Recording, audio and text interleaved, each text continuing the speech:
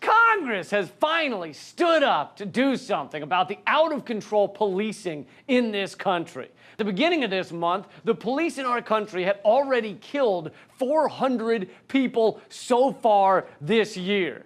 To give you something to compare that to, in the year preceding April 2016, UK cops discharged their weapons 7 times, with 3 people killed. 7 times! They had only fired their guns 7 times in a year. Your average American cop discharges their weapons 7 times just to open their beer can when the little metal tab breaks off. You know, you gotta get the gun out.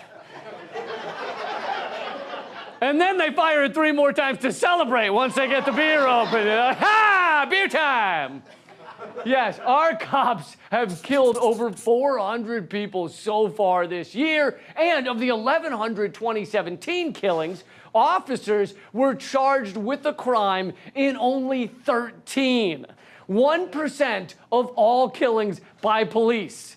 Just 1% are even charged with anything. It's basically open season on Americans by our own police forces. Well over half of all these killings began with police responding to suspected non-violent offenses or cases where no crime was reported. In a little under half of the killings, the victim didn't even have a gun. And most of those who were completely unarmed and yet killed anyway were people of color. On average, police recruits get 8 hours of training on how to de-escalate a situation. They get 58 hours of training on how to shoot things.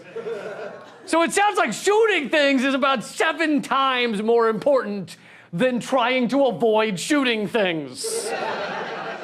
I mean, 8 hours! Well, I think it's pretty undeniable that we have a uniquely American problem in which civilians are getting massacred by police on a near daily basis. But luckily, we are an evolved society. We have elected representatives who stand up for the people, the voters, right? When something like this is happening. And sure enough, the House of Representatives did indeed pass a bill the other day concerning police. I rise today in strong support of H.R.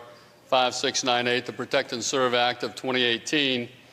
This important bill will enhance penalties for anyone who intentionally causes harm to our law enforcement officers. I can tell you, after dedicating 40 years of my life to law enforcement, I know what officers go through every day when they put that uniform on, say goodbye to their families, and walk out the door to protect their communities. Yes, enhanced penalties for anyone who intentionally causes harm to law enforcement officers. Up until now, it was legal to harm a law enforcement officer? I had no idea, seriously. But the 385 congresspeople who voted for that bill will quickly tell you there has been a rash of ambush-style attacks on police. A rash, I tell you! Sadly, we've seen a recent rash in increase in violence against officers, especially in ambush-style attacks. I am concerned of the number of ambush-style shootings that we have seen this year.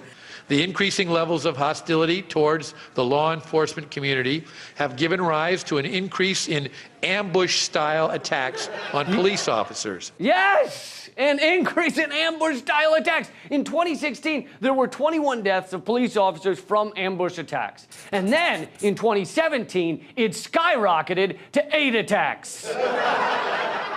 Wait. 21 to 8. So by increase in ambush-style attacks, you meant a decrease in ambush-style attacks.